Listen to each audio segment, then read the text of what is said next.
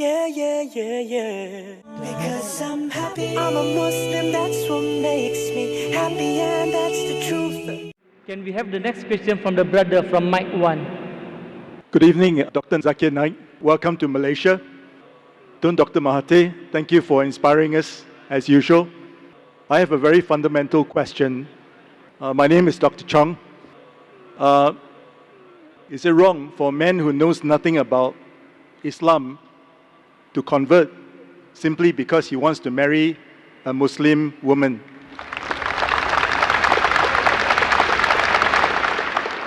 Is it wrong for non-Muslim, if he doesn't know about Islam, to convert only because he wants to marry a Muslim girl? Correct. Is it wrong? Brother, it is not recommended, but it's not wrong, it is correct because he's coming closer to the truth. Better would be that the person reads Islam, understands Islam, and accepts it and then marry, rather than he's only converting for marriage. But even if he converts only for marriage, many a time love is blind. But that may be one of the stepping stones for coming towards the truth.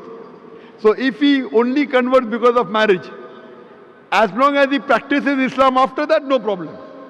But better would be he reads Islam, understands, accepts it, and then marries, rather than only for namesake become a Muslim and then marry. But many a times I know personally many non-Muslims who only accept Islam because of marriage, but later on they become practicing Muslims. Main important is the end result. If the end result is if he converts for namesake, but after a few years practices Islam correctly, then no problem.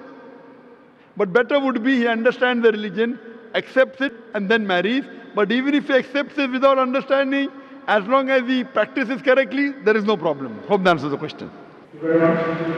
Thank you. Let me tell you about my happiness. I get my happiness from Islam.